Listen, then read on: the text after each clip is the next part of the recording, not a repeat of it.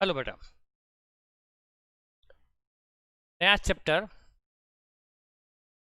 Redemption of debenture, जिसमें कुछ amendment हुए हैं और उनको ध्यान रखते हुए हमें ये चैप्टर पढ़ना है। क्या अमेंडमेंट हुए हैं, क्या लीगल रूल हैं, वो सब हम देखेंगे वन बाय वन। तो हमारा चैप्टर है redemption of debenture.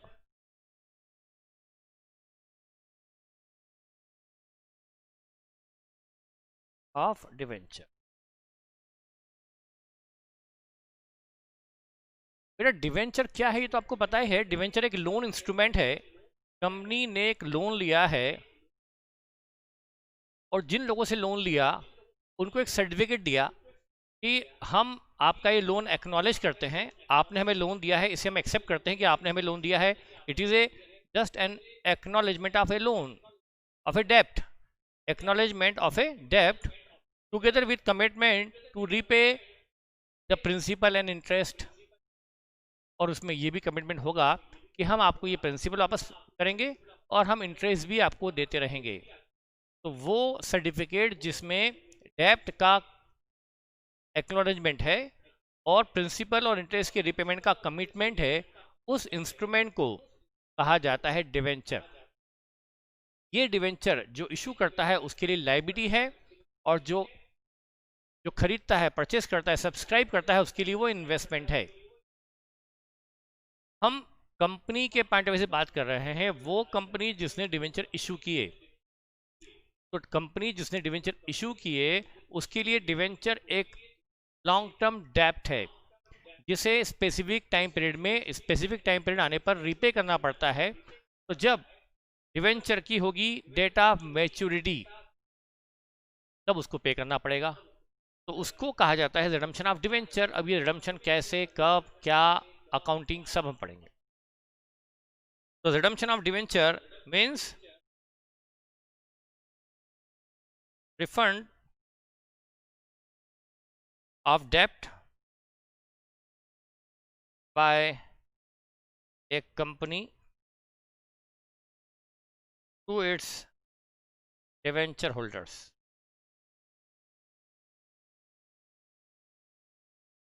In general लिखिए अपने, एक कंपनी अपने डिवेंचरों को डेप्ट का जब रिफंड करती है, इसको कहा जाता है रिडम्पशन ऑफ डिवेंचर।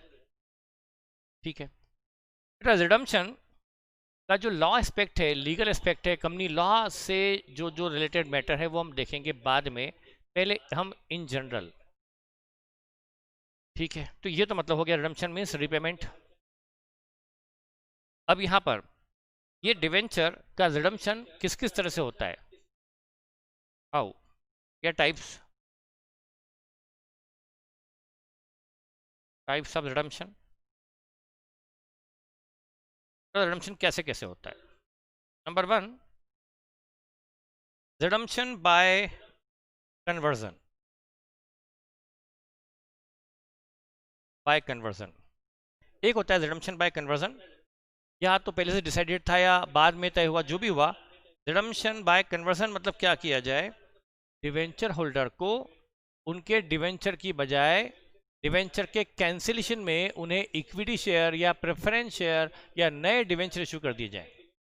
नए डिवेंचर, नए प्रेफरेंस शेयर या नया इक्विटी शेयर इशू करके यदि पुराने डिवेंचर को कैंसिल किया जाता है, उसको चेक देने की बजाय, कैश देने की बजाय नया इंस्ट्रूमेंट, नई सिक्योरिटीज, चाहे वो डिवेंचर हो, चाहे इक्विटी शेयर हो, चाहे प्रेफरेंस शेयर हो, जो इशू किया गया, तो ये कहा जाएगा रिडम्पशन बाय कन्वर्जन।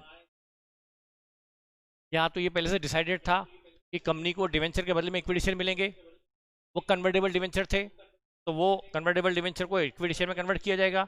या फिर ड्यू डेट आई, कन्वर्टेबल डिवेंचर नहीं थे, ड्यू डेट आ गई, 5 साल हो गए, कंपनी के पास फंड ही नहीं है, पेमेंट करने के लिए कंपनी के पास लिक्विडिटी नहीं है, तो डिवेंचर ने कहा कि ठीक है, आप एक काम करो, हमें चेक मत दो, कैश मत दो, बदले में आपके इक्विटी शेयर दे दो, आप हमें बना लो हमारा equity share holder, equity share holder. Okay, तो उस केस में हमें क्या करना होगा, अकाउंटिंग कैसे होगी वो देखिए। नंबर वन, देखिए, जैसे एग्जांपल के लिए 8% debenture of rupees 6 lakh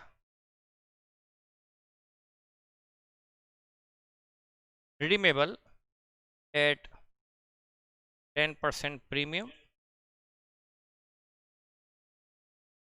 by allotment of sufficient equity shares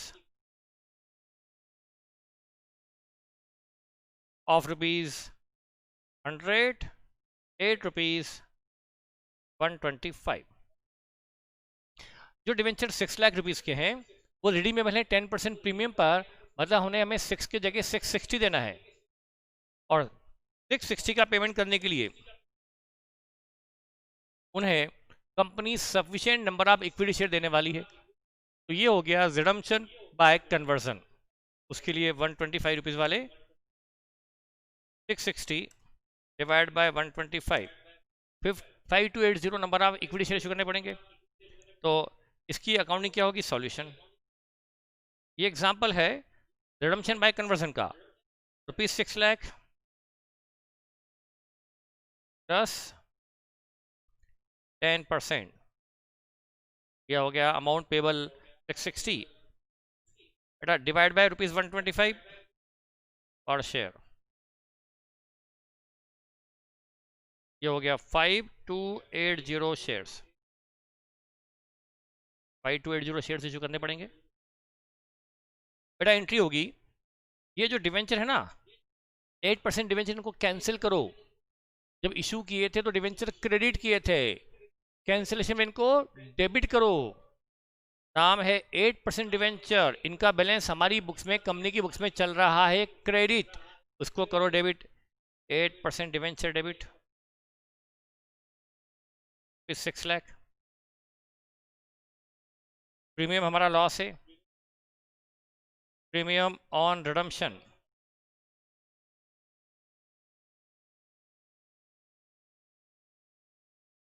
यदि ये लॉस पहले से बुक नहीं था, यदि कंपनी ने इशू के वक्त ये लॉस बुक नहीं किया था, तो 2 हमने लॉस अब बुक कर लिया। 2 डिवेंचर होल्डर, 2 डिवेंचर होल्डर 660 बेटा, ये है paying redemption money due, paying redemption money due. In short, बाकी आप तो एग्जाम में पूरा लिख सकते हो कि paying redemption money due with 10% premium paying, ठीक है बेटा। ये एंट्री हुई नंबर 1 मनी ड्यू करने की। अब डिवेंचर होल्डर को कंपनी अपने इक्विटी शेयर इशू करेगी, तो डिवेंचर होल्डर डेबिट बेटा क्या होता है? ड्यू डेट पर जैसी ड्यू डेट आई उस दिन डिवेंचर को धराशायी कर दो, कैंसिल कर दो, खत्म कर दो, उसका मर्डर कर दो। मतलब कैसी बातें करते हो बेटा, लॉकडाउन में हम ऐसी मर्डर वर्डर की बातें नहीं करते, गलती से निकल गया। डिवेंचर को डेबिट कर कर बुक से हटा दो डिवेंचर ड्यू डेट पर। बेटा क्या होता है? डिवेंचर ड्यू डेट पर कैंसिल कर दो ताकि ब्याज का मीटर बंद हो जाए। ना डिवेंचर रहेंगे ना ब्याज रहेगा, ड्यू डेट पर कैंसिल कर दो। और 2 डिवेंचर होल्डर, अब डिवेंचर डिवेंचर नहीं रहे, now it is a liability towards debenture holder. अब इनको नए इक्विटी शेयर इशू करने में 2 दिन, 10 दिन, 12 दिन लग सकते हैं। हजारों डिवेंचर होल्डर होते हैं, एक साथ सबको थोड़ा इक्विटी शेयर इशू कर सकते हैं। अभी तो बेटा फिर भी कंप्यूटर है, पहले तो मैन्युअली इशू होते थे, तो टाइम लगता होगा। तो ड्यू पहले कर दिया, पेमेंट धीरे धीरे होता रहेगा।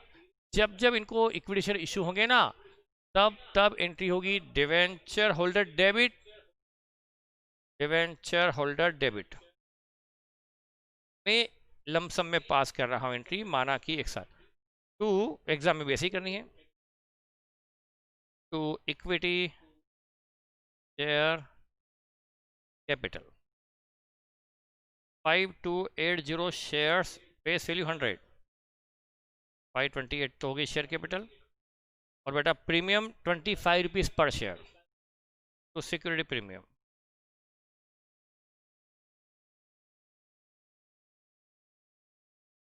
5280 शेयर पर 25 रुपीज़ से बेटा ये 132 हो गई। ये प्रीमियम कंपनी की इनकम है इश्यू पर जो है, और वो जो प्रीमियम दी है वो कंपनी का लॉस है।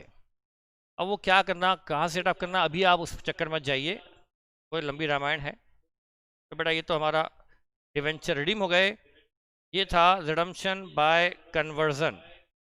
ठीक है, कंपनी ऐसा रिडम्पशन तब कर सकती है या तो पहले से डिसाइडेड था, यदि वो डिवेंचर पहले से कन्वर्टेबल डिवेंचर की कैटेगरी में आते थे तो उन्हें इक्विटी शेयर में कन्वर्ट कर दिया, या फिर जब ड्यू डेट आई तब कंपनी की फाइनेंशियल पोजीशन ठीक नहीं थी, कंपनी ने हाथ खड़े कर दिए हम नहीं दे पाएंगे, तो डिवेंचर ने कहा कि ठीक है भाई, आप हमें पेमेंट नगद में मत करो, आपके इक्विटी शेयर इशू करके हमें आपकी कंपनी का ऑनर बना लो, हमें इक्विटी शेयर दे दो और फ्यूचर में हमें डिविडेंड देते रहना। तो उस केस में ये हो गया conversion by redemption by conversion, यानी डिवेंचर को इक्विटी शेयर में कन्वर्ट कर दिया। इसमें कंपनी की पॉकेट से फंड आउटफ्लो नहीं होता, एक सिक्योरिटी को दूसरी सिक्योरिटी में कन्वर्ट कर दिया जाता है। ठीक है, ये था redemption by conversion number 1। Number 2,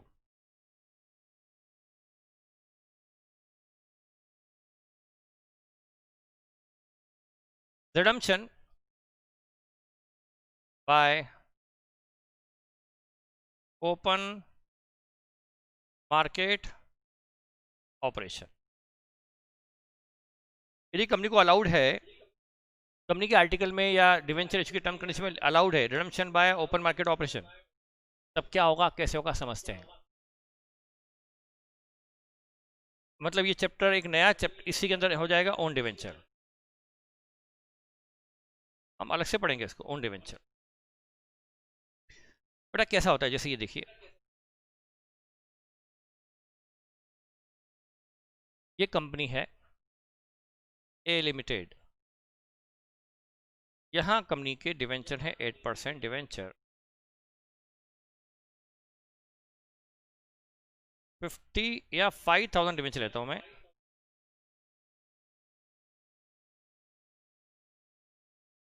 5000 debenture 100 rupees वाले। बेटा ये कंपनी का लोन है, लाइबिलिटी है, कंपनी के पास कैश बैंक। और होता यह है,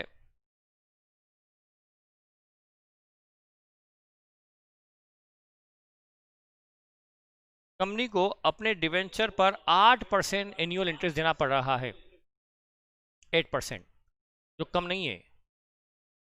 अब कंपनी के पास यहां पर मान लीजिए कैश पड़ा है 78,000, और कंपनी को इस कैश में से 20,000 से या 20-25,000 से, या मैं कह रहा हूँ कि 28,000 के आसपास की कैश से कंपनी को ज़्यादा ज़रूरत नहीं है। मतलब कंपनी के पास 50,000 एक्स्ट्रा मनी रखी हुई है, आइडल मनी रखी हुई है, अनप्रोडक्टिव मनी बैंक में रखी है, जिससे कंपनी को कोई इंटरेस्ट नहीं मिल रहा और फालतू में बैंक में रखी हुई है, कैश बॉक्स में रखी हुई है, कैश में रखी रहेगी, रिस्क रहेगी, बैंक में रहेगी, तो अनप्रोडक्टिव करंट अकाउंट में पड़ी है जिस पर ब्याज भी नहीं मिलता। तो बेवजह बैंक में कंपनी का जो एक्स्ट्रा आइडल मनी रखी है, अब कंपनी चाहे तो इस मनी को कैसे ठिकाने लगा सकती है, कैसे इसका इंटेलिजेंट यूज कर सकती है। मेरे जैसा कोई इंटेलिजेंट पर्सन है, क्या करूं बेटा, मेरी कोई तारीफ नहीं करता, मैं अपनी तारीफ कर लेता हूं। तो बेटा मैं क्या करूंगा इसी कंपनी में, यदि मैं कंपनी में डायरेक्टर हूं तो मैं कहूंगा अकाउंटेंट को और कैशियर को कि अपन एक काम करते हैं, ये जो कंपनी के डिवेंचर हैं, जो हमारा लोन चल रहा है, इसको हम पे कर देते हैं, 50,000 का एक्स्ट्रा मनी है, इससे डिवेंचर होल्डर का पेमेंट कर दो, निपटा उनको, उनका लोन दे दो, दे देंगे तो हमारा ब्याज जो 8% लग रहा है 50,000 पर, वो ब्याज लगना बंद हो जाएगा, ब्याज हमारी सेविंग हो जाएगी। तो मेरे जैसा कोई और समझदार व्यक्ति था, उसने कहा लेकिन सर ये डिवेंचर को हम अभी पे नहीं कर सकते। मैंने कहा भाई क्यों नहीं कर सकते, तो वो कहता है कि सर इनकी ड्यू डेट तो भी 2 साल बाद है, अभी कैसे उनको पे कर दें।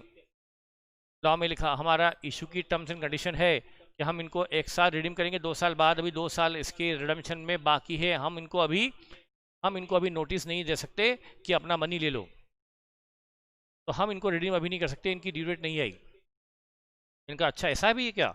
तो मैंने कहा चलो ठीक है भाई, ऐसा नहीं हो पा रहा है, तो मैंने एक दूसरी ट्रिक लगाई। अब चूंकि मैं हूं तो बहुत इंटेलिजेंट, तो मैंने एक काम किया, मैंने कहा अकाउंटेंट को और कैशियर को, ये काम करो। वो बोले सर क्या? मैंने कहा कि अपनी जो डिवेंचर है क्या ये मार्केट में सेल परचेज की होती है? हाँ। उन्होंने कहा हाँ सर, अपने डिवेंचर मार्केट में लिस्टेड हैं, कोटेड है, स्टॉक एक्सचेंज में रजिस्टर्ड हैं, हम मार्केट से इसको खरीद भी सकते हैं। मैंने अपने कंपनी सेक्रेटरी से पूछा कि क्या मैं अपने कंपनी के डिवेंचर, क्या कोई कंपनी अपने ही डिवेंचर खरीद सकती है? तो कंपनी सेक्रेटरी ने कहा कि हाँ बिल्कुल, लॉ में अलाउड है, कंपनी अपने खुद के डिवेंचर खरीद सकती है। मैंने कहा यार ये बाईबैक है क्या? ये बाईबैक ऑफ इक्विटी? बोले नहीं, ये बाईबैक नहीं है, बाईबैक तो इक्विटी शेयर का होता है, बाईबैक तो बाद में अलग सेक्शन है, डिवेंचर तो कंपनी वैसे भी खरीद सकती है। और मैंने कहा ठीक है। तो मैंने डिसाइड किया कि कंपनी के ये डिवेंचर जो मार्केट में सिर्फ 90 रुपीज़ में अवेलेबल है, मैंने सोचा 45,000 रुपीज़ में लगा देता हूँ अपने ही डिवेंचर खरीदने में। मैंने क्या किया, 45,000 डिवेंचर, 45,000 रुपीज़ मैंने सेट असाइड कर दी, अलग कर दी फॉर, मेरे पास एक्स्ट्रा थी। मैंने 90 रुपये में मार्केट से 45,000 डिवाइड बाय 90, मार्केट में स्टॉक एक्सचेंज में ये कंपनी का डिवेंचर 90 रुपीज़ में इसका मार्केट में बिक रहा था, इसका कोटेड रेट 90 है। तो मैंने कंपनी की तरफ से, कंपनी ने शेयर मार्केट में जाकर, स्टॉक एक्सचेंज में जाकर 90 रुपीज़ पर डिवेंचर के हिसाब से 45,000 रुपये लगाकर 500 डिवेंचर खरीद लिए। कंपनी ने अपने 500 डिवेंचर खुद ने खरीद लिए। ये कंपनी ने खुद ने 500 डिवेंचर खरीद लिए, तो इसकी एंट्री क्या होगी जरा देखो। या इसकी एंट्री होगी, कंपनी ने खुद के डिवेंचर खरीदे हैं, ओन डिवेंचर डेबिट, ये खुद के डिवेंचर हैं 45,000 जिनकी फेस वैल्यू है 50,000 टू बैंक। ये रहा परचेस ऑफ ओन डिवेंचर, ये एंट्री की मैंने। अब मेरे पास दो ऑप्शन है, या तो इसे मैं खरीद के रख लूं, या फिर मैं इसको इमीडिएटली कैंसिल कर दूं। इसको मैं होल्ड, ये own debenture hold as an investment, या कैंसल इमीडिएटली।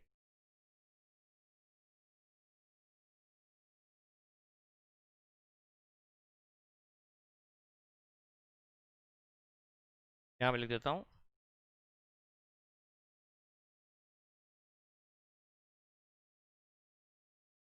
हमारे पास पड़ी है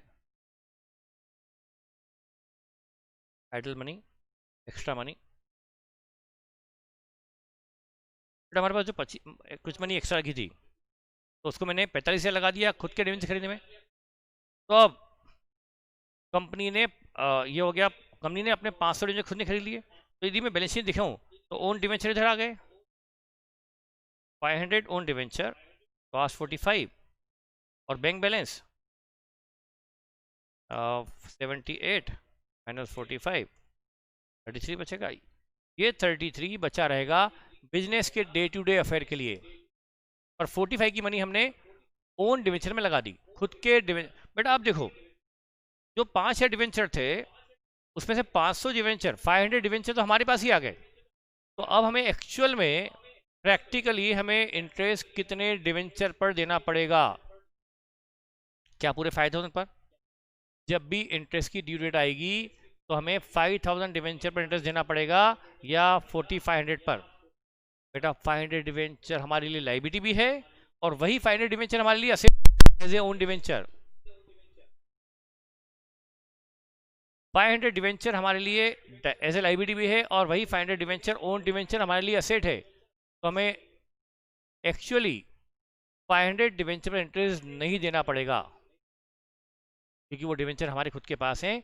वो पहले किसी आउटसाइडर के पास थे, किसी डिवेंचर होल्डर के पास थे, अब वो हमारे पास हो गए हैं। तो अब हमें उस पर इंटरेस्ट देना नहीं पड़ेगा। तो हम 50,000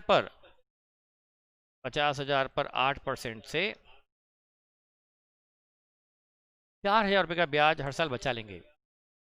45,000 रुपये लगाकर हम 4,000 का ब्याज, 45 की मनी जो आइडल पड़ी थी, अनप्रोडक्टिव पड़ी थी, उससे हम अब 4,000 हमारा ब्याज बचा लेंगे देना। ये कंपनी के लिए एक फाइनेंशियल बेनिफिट है। इसको कहते हैं ओन डिवेंचर ऑपरेशन। अब इसके लिए बाद में अभी तो मैं पढ़ा हूँ रिडम्पशन, अब कैंसिल का हुआ। मैं चाहूँ तो एक काम कर सकता हूँ बेटा, ये मैंने ओन खरीदे, ठीक है, मनी तो बची, अभी तो पहले 78 थी। अब मैंने क्या किया, कैंसिल इमीडिएटली, मैंने 8% डिवेंचर कैंसिल करना है। ये ओन डिवेंचर जो मैंने खरीदे, ये मेरी असेट है टेम्परेरी, इसको मैं अपनी इस लाइबिलिटी जो है उससे कैंसिल कर दूं, सेट ऑफ कर दूं। ना रहेंगे डिवेंचर, ना रहेंगे ओन डिवेंचर। तो ओन डिवेंचर जो मैंने अभी डेबिट किए थे, इसको इमीडिएटली मैं कर दूं क्रेडिट, और डिवेंचर को कर दूं debit. 8% debenture debit, 50,000 to own debenture 45,000। बेटा मुझे 50,000 की फेस वैल्यू के डिवेंचर मार्केट से मिल गए 45,000 में, तो मुझे 5,000 का मेरी कंपनी को प्रॉफिट हो गया। ये प्रॉफिट कैपिटल नेचर का है ना। अभी तो मैं इसको भेज देता हूँ प्रॉफिट ऑन कैंसिलेशन।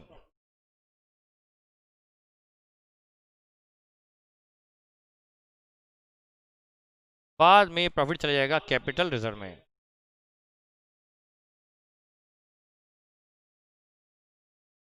ये कैपिटल प्रॉफिट है, जाएगा फाइनली कैपिटल। ये बेटा ये डिवेंचर रेडी में हो गए कि नहीं हो गए? ड्यू डेट नहीं आई थी, 2 साल बाद है। हम डिवेंचर लोग को नोटिस नहीं भेज सकते थे कि अपनी मनी ले जाओ, पर हम नोटिस देने की बजाय हम पहुंच गए शेयर मार्केट। वहां हमने ब्रोकर को कहा कि भाई मेरे हमें खरीदना है, कुछ इन्वेस्टमेंट खरीदना है। उसने कहा बोलो क्या खरीदना है। हमने कहा हमारी डिवेंचर खरीद ले, खरीद दिए, खरीद अलाउड है, लीगली कोई दिक्कत नहीं है। तो हमने अपने 500 डिवेंचर खरीद लिए एज एन इन्वेस्टमेंट, खरीदे और उसको इमीडिएटली कैंसिल कर दिया। तो वो 500 डिवेंचर जो किसी डिवेंचर होल्डर के पास में थे, उसको हम डायरेक्ट नोटिस नहीं भेज सकते थे कि तू तेरी मनी ले जा, लेकिन शेयर मार्केट के थ्रू हम गए और वो आया, हम आए, हमने खरीदे, उसने बेचे, और वो अब हमारा डिवेंचर नहीं रहा, और हमने वो डिवेंचर हमारे खुद खरीद लिए। अब हमने हमारे डिवेंचर से ओन डिवेंचर कैंसिल कर दिए। इस तरह से 500 डिवेंचर रिडीम हो गए। ये हो गया प्री मेच्योर रिडम्पशन। और कंपनी को इससे बेनिफिट हुआ कि कंपनी को अब इंटरेस्ट जो देना पड़ेगा ना फ्यूचर में, वो 5 लाख पे नहीं, क्योंकि 50,000 डिवेंचर रिडीम हो गए, कैंसिल हो गए, तो कंपनी को फ्यूचर में 450 पर इंटरेस्ट देना पड़ेगा। तो ये हो गया redemption by open market operation. Company कहाँ पहुंच गई? शेयर मार्केट पहुंच गई, ओपन मार्केट पहुंच गई, वहां से खरीद ली खुद के डिवेंचर और खरीद कर उन्हें कैंसिल कर दिया। तो इस तरह से कंपनी प्री मेच्योर रिडम्पशन भी कर सकती है। ड्यू डेट के पहले भी कंपनी ओपन मार्केट ऑपरेशन के थ्रू ओन डिवेंचर खरीद कर उन्हें कैंसिल करके भी कर सकती है। ये चैप्टर हम अलग से पढ़ेंगे। ये हो गया redemption by open market operation. Third,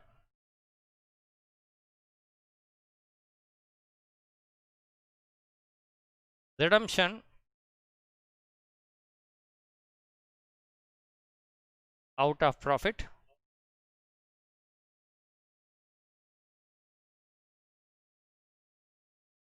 redemption by redemption by redemption by sinking fund. Sinking fund,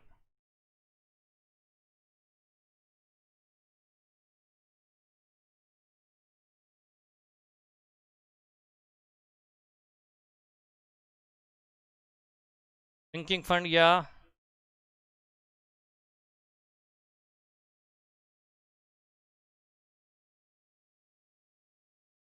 DRR, debenture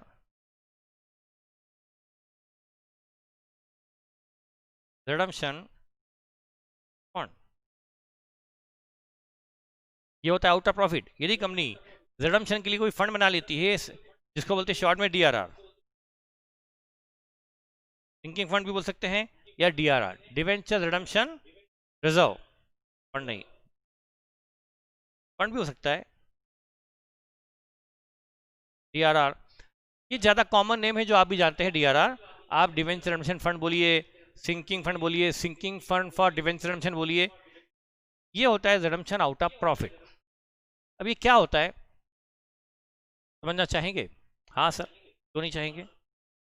कि सीधे एंट्री बता दूं कि ये क्या होता है? सर पहले बताओ ये क्या होता है, हमें सीधे एंट्री नहीं चाहिए, हमें तो पहले लॉजिक चाहिए, फंडामेंटल चाहिए। कोई जल्दी नहीं है सर, आखिरी चैप्टर है, आराम से।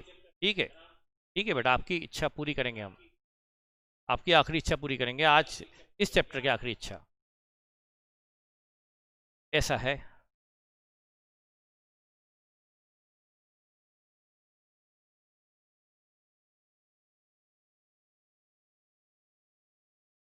आप लिखते जाइए। Balance sheet number 1 after issue of debenture.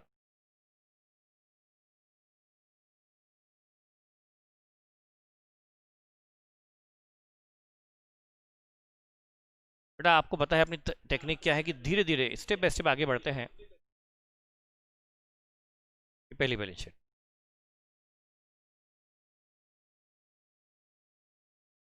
ये है 8% डिवेंचर, ट्रेड हुआ होगा 5 लाख से, bank account debit to debenture हुआ होगा, और उस मनी को पहले बैंक में आया होगा, एंट्री हुई होगी बैंक डेबिट टू 8% डिवेंचर, और इस बैंक से उन्होंने खरीद ली बिल्डिंग या लैंड एंड बिल्डिंग। तो डिवेंचर की मनी कहाँ लगा दी गई? बिजनेस में। डिवेंचर की मनी लगा दी गई लॉन्ग टर्म यूजेज में। जनरली लॉन्ग टर्म सोर्सेस को अप्लाई किया जाता है लॉन्ग टर्म यूजेज में। तो कंपनी ने डिवेंचर इशू किए और मनी लगा दी अपने किसी प्रोजेक्ट में, मशीनरी में, लैंड बिल्डिंग में। मैंने लैंड बिल्डिंग ले लिया 5 लाख रुपीज़ का, तो मनी कहाँ लगी? लैंड बिल्डिंग में। अब balance sheet number 2 after 1 year,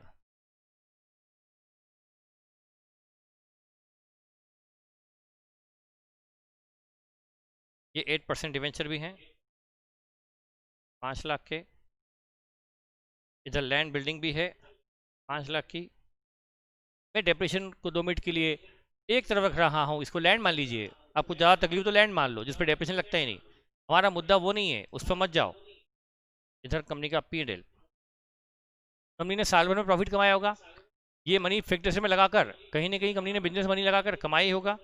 मान लो कंपनी ने कमाया 60,000, जब P&L क्रेडिट हुआ होगा तो ये मनी बैंक में भी तो आई होगी।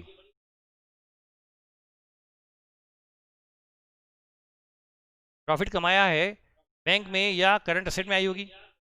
जब कंपनी में प्रॉफिट है 60 का पहले साल के एंड में, तो प्रॉफिट क्रेडिट हुआ होगा तो असेट डेबिट हुई होगी, प्रॉफिट हुआ होगा तो कंपनी की असेट तो बढ़ी होगी ना। तो इधर मैंने रख दिया असेट, करंट असेट बैंक, इधर लग गया प्रॉफिट। ठीक है, now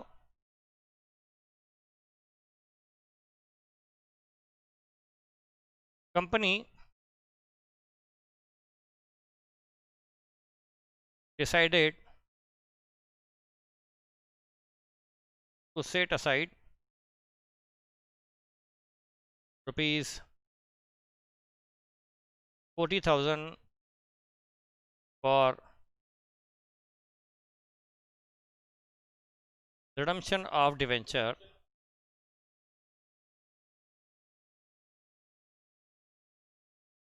to be redeemed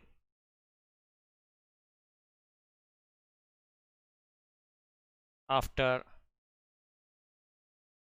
6 to 8 years। जो भी हो, 5 साल, 6 साल, 7 साल, 8 साल बाद ये डिवेंचर रिडीम होने वाले हैं। तो वो जो डिवेंचर 5, 6, 8 साल बाद रिडीम होने वाले हैं, उनको जब 6 साल बाद मनी देनी पड़ेगी, 5 लाख जब उनको रिफंड करेंगे, तब वो मनी कंपनी के पास कहाँ से आएगी? आज तो कंपनी ने मनी लगा दी लैंड बिल्डिंग में, बिजनेस में लगा दी, उससे बिजनेस कंपनी कमाएगी, कमा कमा कर इन्हें ब्याज देगी, और ब्याज देने के बाद जो प्रॉफिट बचेगा, उस प्रॉफिट को कंपनी को चाहिए कि उस प्रॉफिट में से कुछ हिस्सा शेयर होल्डर को बांटने के लिए रखे, डिविडेंड देने के लिए और कुछ हिस्सा लोन रिपेमेंट के लिए बचा के रखे।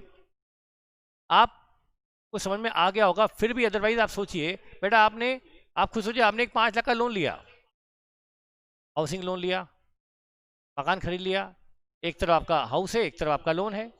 अब आपको सैलरी मिलती है बेटा, आप और अभी मान लो आपका लोन अभी 6 महीने बाद से किस्तें पेबल है, तो बेटा आपको क्या यूं कहें कि आपको लोन चुकाना है मान लो 4 साल बाद, किस्तों में नहीं, सीधा लमसम में 4 साल बाद चुकाना है। 4 साल बाद लोन कहाँ से चुकाओगे बेटा? यदि आपने नौकरी कर रखी है, जॉब जा रहे हो, सैलरी आई, चेक आया, अपने अकाउंट पैसे आया, किसी को लेके घूमने फिरने निकल गए, 15-20 दिन में खत्म, फिर आपका बैंक बैलेंस जीरो, अगले महीने सैलरी आई, पुरानी वाली रवाना, नई वाली आ गई, पुरानी वाली, मतलब मैं सैलरी की बात कर रहा हूँ, किसी और की नहीं। फिर आपने वो खर्च कर दी, 4 साल बाद यही करते रहे, और 4 साल बाद जब बैंक वाले पैसे लेने आए, बोले भाई हमारे पास तो कुछ नहीं है देने के लिए।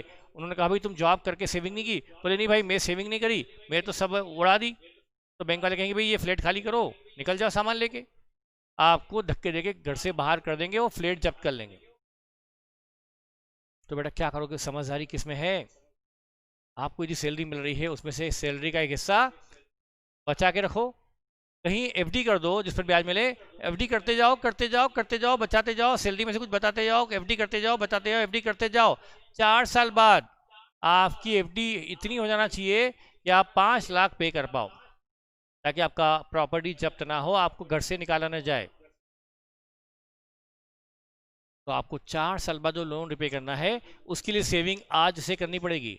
उसी तरह से ये जो डिवेंचर का लोन है कंपनी के लिए, कंपनी को यदि ये लोन रिडीम करना है, लोन पे करना है 5 साल, 6 साल, 8 साल बाद, तो उसके लिए कंपनी को बचत पहले साल से ही करनी होगी।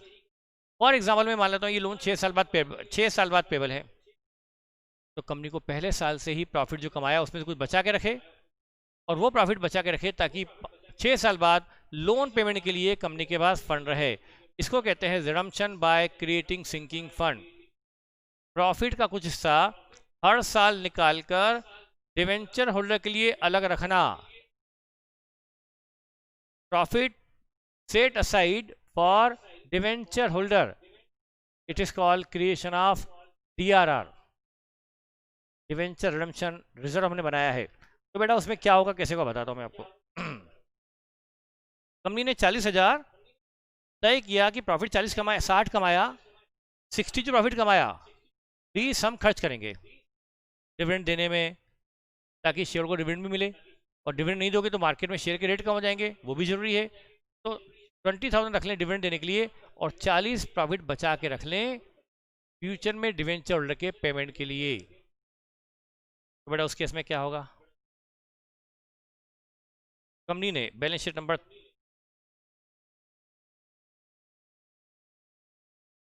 तो ये हो गया, company should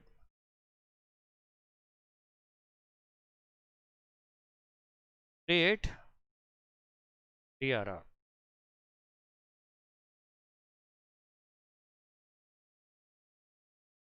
show to user of balance sheet that much money, या हम लिखे थे ना, that ₹40,000 is now not available for equity shareholder, that is for dividend.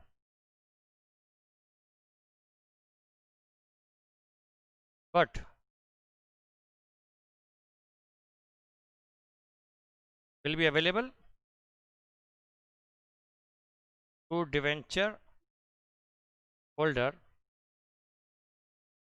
on due date पर ये मनी डिवेंचर होल्डर के लिए काम आएगी, उनके लिए ये मनी बचा के रख ली गई। तो उसके इसमें बैलेंस शीट नंबर 3 कैसी बनेगी? 8% डिवेंचर तो एज इट इज चलेंगे, 5 लाख, उसकी मनी जो इन्वेस्टेड है वो भी चलने देता हूँ, इधर आपका जो P&L था वो 20 बचेगा और 40 का आ जाएगा DRR में।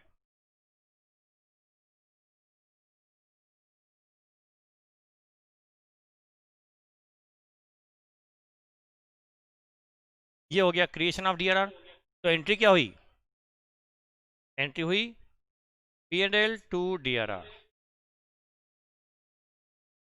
इस एंट्री के बाद ये है क्रिएशन ऑफ DRR। तो DRR क्रिएट करने के लिए क्या एंट्री होगी? P&L to DRR। ठीक है बेटा, ये कंपनी ने क्रिएट कर दिया DRR। बेटा अब कंपनी डिविडेंड कितना दे सकती है? अवेलेबल फॉर डिविडेंड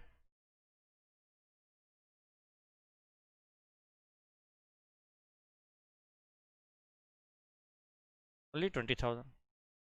40,000 की मनी डिवेंचर होल्डर के लिए अलग रख दी गई है, ये दिख रहा है। जो बैलेंस शीट देखेगा उसको पता पड़ जाएगा कि कंपनी 20 से ज़्यादा डिविडेंड नहीं दे सकती और 40,000 डिवेंचर होल्डर के लिए बचा के रखा गया है। इससे डिवेंचर होल्डर जो बैठे हैं ना वो भी बड़े खुश रहेंगे। उनको भी रातों की नींद नहीं हराम होगी कि कंपनी ने उनके रिपेमेंट का इंतजाम शुरू कर दिया है, उनके लिए कंपनी ने बचत शुरू कर दी है और ये मनी उनको 5-6 साल बाद वापस मिलेगी। उन्हें अपने लोन के रिपेमेंट की गारंटी हो जाएगी, वो अपने आप को थोड़ा सेटिस्फाई फील करेंगे, कंफर्ट जोन में रहेंगे वो। इसीलिए कंपनी ने बनाया है DRR और इसीलिए कंपनीज एक्ट ने कुछ कंपनीज के लिए DRR कंपलसरी किया है। मैं बताऊंगा। अब वो रिस्ट्रिक्शन इतना बेकार हो गया है कि अब तो सिर्फ अनलिस्टेड कंपनी को ही बनाना पड़ता है DRR। सिर्फ अनलिस्टेड कंपनी, वो बात की बात है। पर DRR का बेनिफिट बता रहा हूँ कि share debenture holder comfort zone में आ जाएंगे, उनकी रिस्क कम हो जाएगी, उनको ड्यू डेट पर मनी मिलने की प्रोबेबिलिटी बहुत ज़्यादा बढ़ जाएगी यदि कंपनी ने DRR बनाया है तो। बेटा अब कंपनी डिविडेंड तो दे पाएगी सिर्फ 20, अब 40 का प्रॉफिट डिविडेंड के लेवल में तो नहीं रहा। तो यहां पर DRR क्यों बनाया गया? By DRR।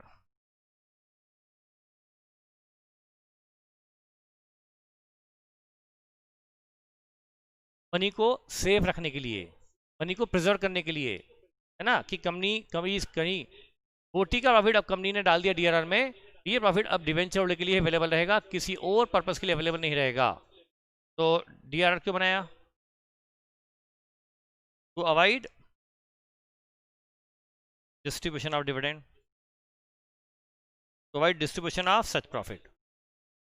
ये प्रॉफिट कंपनी कहीं बांट ना दे, कहीं खा ना जाए, कहीं इसकी कंपनी कहीं शेयर होल्डर मजे ना ले लें, इसलिए ये डिवेंचर होल्डर के लिए मनी अलग रख दी गई। अब एक बार मनी DRR में आ गई तो कंपनी इसको टच नहीं कर सकती, डिविडेंड नहीं बांट सकती, कोई दूसरा लॉस सेट ऑफ नहीं कर सकती, किसी भी तरह से इसको विड्रॉ नहीं कर सकती। ये मनी डिवेंचर होल्डर के लिए प्रिजर्व हो गई है।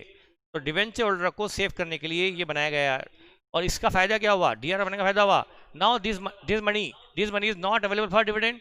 यदि वो P&L में रखी रहती, सिर्फ सोच लेते कि भाई 60,000 में से 40 डिवेंचर होल्डर रहने दो, सोचने से क्या होता है?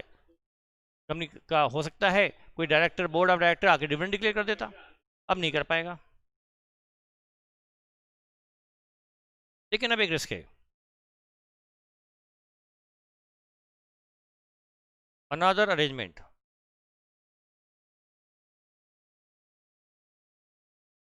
Invest ₹40,000, that is profit set aside for debenture holder. So invest ₹40,000 in FD or government securities.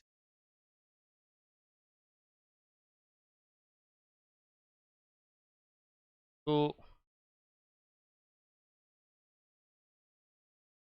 avoid its uses in day-to-day business, that is working capital.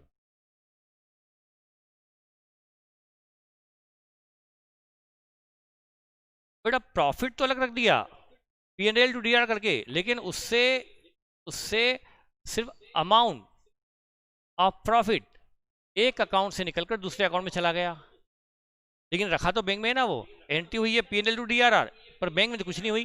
Bank में तो 60 रखा हुआ है, और बैंक में मनी रहेगी तो यूज में आती रहेगी, कहीं चेक इशू हो गया, कहीं सैलरी इशू हो गई। बैंक अकाउंट में कैसे पता पड़ेगा कि 60 में से 60 के प्रॉफिट में से 60 की मनी जो बैंक में रखी है उसमें से 40 की मनी ऐसी प्रॉफिट से है जिसे डिवेंचर होल्डर के लिए अलग रख दिया गया है, तो 40 की मनी भी, फिजिकल मनी भी डिवेंचर होल्डर के लिए अलग रख दी जाए। आया समझ में? तो P&L टू DRR करने से सिर्फ डिविडेंड डिस्ट्रीब्यूशन रुक जाता है, डिविडेंड डिस्ट्रीब्यूशन बच जाएगा, लेकिन जो बैंक में मनी पड़ी है वो कहीं बिजनेस में कहीं ब्लॉक ना हो जाए, कहीं वर्किंग कैपिटल में ब्लॉक ना हो जाए, कहीं कंपनी उससे कहीं माल ना खरीद ले, कंपनी ने कुछ खरीद लिया और स्टॉक में उसको, तो दिक्कत हो जाएगी। तो कंपनी ने यदि इस मनी को कहीं बिजनेस के रोटेशन में ले लिया तो ड्यू डेट पर उसको बिजनेस से इमीडिएटली निकालना कई बार मुश्किल काम होता है। मनी एक बार बिजनेस के रोटेशन में ब्लॉक होती है तो वहां से उसको वापस से इमीडिएटली लमसम में एक साथ निकालना आसान नहीं होता। आपने मान लो बेटा इससे बैंक में पैसा था, आपने माल खरीद लिया, क्या दुकान में माल भर लेते हैं, भर लिया, और अब माल भर लिया फिर बेचा, उससे पैसा आया, उससे वो नया माल खरीद लिया। आदमी ग्रोथ तो चाहते ही है, डे बाय डे बिजनेस बढ़ाते आ रहा है, स्टॉक खरीदा फिर बेचा, स्टॉक खरीदा फिर बेचा, स्टॉक खरीदा फिर बेचा, ऐसे इन्वेंट्री बढ़ती आ रही है, बिजनेस बढ़ता आ रहा है, लेकिन सारा पैसा कहाँ लग गया, इन्वेंट्री में। अब एक दिन डिवेंचर की आ गई ड्यू डेट, ये पेमेंट करना है, क्या उस दिन सारी इन्वेंट्री बेच पाओगे एक साथ? नहीं, बेचने जाओगे तो हेवी लॉस होगा। कैसे पे करोगे डिवेंचर को एक साथ? इसके लिए क्या करना होगा, आपको हर साल बैंक में से मनी निकाल कर कहीं पटक दो। पटक दो मतलब क्या, गड्ढे में गाड़ दो? नहीं, कहीं इन्वेस्ट कर दो, FD कर दो, गवर्नमेंट बॉन्ड खरीद लो। क्यों? हम FD की जगह, तरुण में बस 15 मिनट लेक्चर बचे, सॉरी बेटा, मैंने कोई मीटिंग रख ली थी। तो बेटा मैं ये बोलना चाहता था, तो उस केस में जो मनी है वो कहीं बिजनेस में ब्लॉक ना हो जाए, तो उसको मनी को कहीं अलग से FD में रख दें या गवर्नमेंट बॉन्ड में रख दें, ताकि मनी सेफ रहे और उस पर थोड़ा ब्याज इंटरेस्ट की इनकम भी होती रहे, वो मनी फालतू ना रहे, आइडल ना रहे। FD कर दें तो मनी सेफ है, इंटरेस्ट मिलेगा, गवर्नमेंट बॉन्ड खरीद ले तो मनी सेफ है, इंटरेस्ट भले कम मिलेगा, गवर्नमेंट बॉन्ड में इंटरेस्ट कम मिलेगा, FD में इंटरेस्ट कम मिलेगा, पर मनी सेफ तो रहती है ना। यदि हम शेयर्स में लगा देंगे तो मुनाफा ज़्यादा हो सकता है, लेकिन हम जीरो पे भी आ सकते हैं, कंपनी डूब गई तो हमारा सारा बैलेंस खत्म हो जाएगा, तो ऐसी रिस्क उठाएंगे नहीं हम। तो ये मनी कहाँ लगाएंगे, किसी सेफ इन्वेस्टमेंट में। तो हमने क्या किया, 4% गवर्नमेंट बॉन्ड खरीद लिए टू बैंक।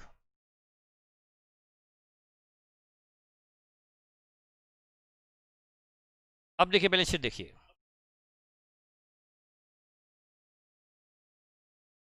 ये बैलेंस शीट नंबर 4 है क्या, वही 8% debenture as it is, land building तो जो भी है वो भी, इधर P&L 20 था, DRR 40 बनाया था हमने, इधर बैंक बैलेंस, कैश या करंट असेट जो मिलाकर 20 बची, और हमने कर लिए 4% गवर्नमेंट बॉन्ड 40,000। इसको कहते हैं DRR investment, debenture redemption reserve investment. तो इधर है DRR, इधर है DRR इन्वेस्टमेंट। अब हमारे दो काम अलग अलग हो गए, एक तो 40 का प्रॉफिट अब डिविडेंड देने के लिए अवेलेबल नहीं रहा, हमने डिविडेंड बांटने से रोकने के लिए प्रॉफिट को P&L से निकालकर डाल दिया DRR में, इससे सिर्फ प्रॉफिट बचा है डिविडेंड बांटने से, लेकिन फिजिकली वो मनी बैंक में रखी है, वो मनी कहीं बिजनेस के रोटेशन में ब्लॉक ना हो जाए। जिस दिन डिवेंचर रिडीम करने हैं उस दिन हम इन्वेस्टमेंट बेचकर, गवर्नमेंट बॉन्ड बेचकर मनी लेकर डिवेंचर को पे कर देंगे, तो डिवेंचर को पे करने में हमें तकलीफ ना आए, इसलिए हमने उस मनी को बिजनेस में लगाना से अच्छा है गवर्नमेंट बॉन्ड में लगा दो। मनी को बिजनेस में लगाएंगे तो मनी बिजनेस में ब्लॉक होगी, जहाँ से मनी निकालना आसान काम नहीं होता। बिजनेस से मनी ब्लॉक जो हो जाती है उसको उसके वाइंडिंग अप पे ही निकालते हैं बड़ा मुश्किल, तो इसलिए उसको लगा दिया गवर्नमेंट बॉन्ड में। ये हो गया DRR इन्वेस्टमेंट। तो अब देखिए ये हो गया, ये हो गया बैलेंस शीट। अब after few year balance sheet number मैंने बना ली 5 6 जो भी है, 8% डिवेंचर, 5 लाख, लैंड बिल्डिंग या फिक्स्ड एसेट 5 लाख, इधर P&L जो भी है। DRR बनते बनते 5 लाख पहुंच गया। मैंने मान लिया कि कंपनी पूरा अमाउंट DRR बना ली है, और यहाँ DRR इन्वेस्टमेंट हो गया 5 लाख आफ्टर फ्यू ईयर।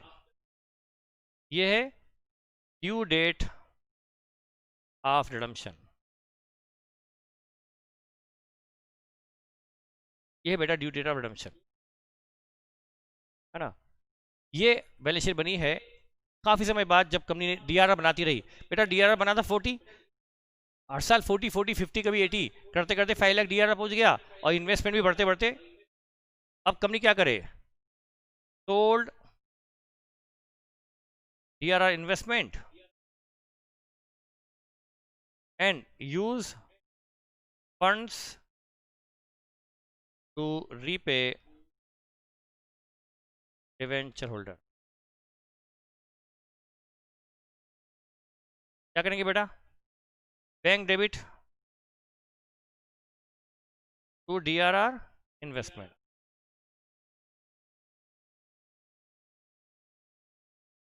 ये बैंक 5 लाख आ गया बेटा, 5 लाख बैंक में आया, इससे हम डिवेंचर को पे कर देंगे 8% debenture debit 5 lakh to debenture holder 5 lakh, और debenture holder debit to bank 5 lakh. ये हमने डिवेंचर रिडीम कर दिया। तो बेटा ये मनी डिवेंचर को जो मनी पे करनी थी 6, 7, 8वें साल, ये मनी कहाँ से आई, DRR इन्वेस्टमेंट बेच के।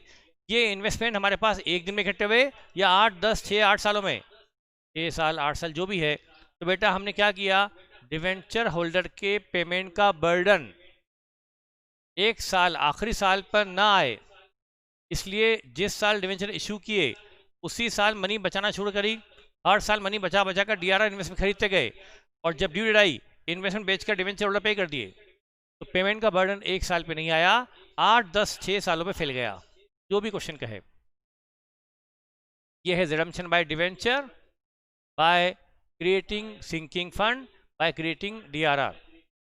अब क्या होगा DRR का, वो अभी हम नहीं समझ पाएंगे, अभी तो मैं सिर्फ बता रहा हूँ कि ये होता है टाइप्स ऑफ रिडम्पशन में redemption of debenture by creating DRR।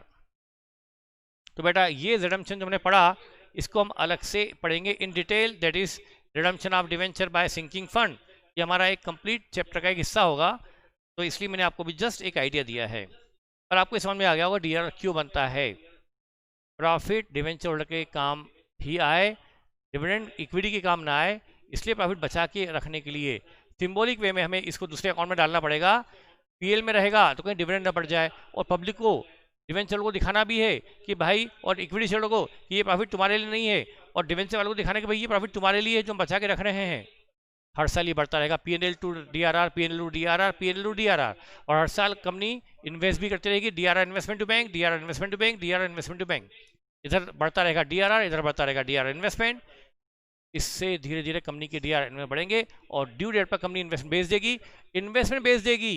Investment बेचने से कंपनी का बिजनेस पे कोई आंच, बिजनेस डिस्टर्ब नहीं होगा। और यही मनी यदि गवर्नमेंट बॉन्ड में नहीं होती बल्कि बिजनेस में लगी होती, बिजनेस मतलब कहाँ, कंपनी ने खरीद ली होती कोई फिक्स्ड एसेट जिसको बेच नहीं सकते, कंपनी ने यदि स्टॉक खरीद लिया होता तो मनी वहां से स्टॉक बेचना एक साथ आसान नहीं होता।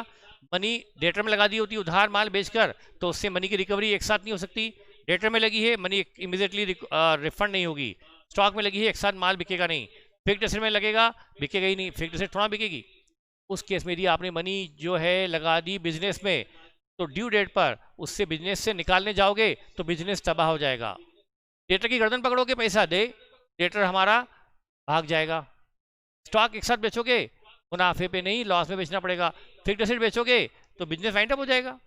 तो बेटा मनी को बिजनेस में लगाते ही क्यों हो, बजाय बिजनेस में लगाने के उसको गवर्नमेंट बॉन्ड में लगा दो, जिससे आपको इंटरेस्ट कम मिलेगा लेकिन मनी सेफ रहेगी। और ड्यू डेट पर मनी बिजनेस से नहीं बल्कि गवर्नमेंट बॉन्ड से निकालनी पड़ेगी, और गवर्नमेंट बॉन्ड बेचकर हम डिवेंचर रिडीम कर देंगे। ये हुआ redemption by creating DRR, by creating sinking fund. I hope आपको समझ में आ गया होगा कि रिडम्पशन कैसे होता है। ठीक है बेटा, आज के लिए इतना ही काफ़ी है। Thank you.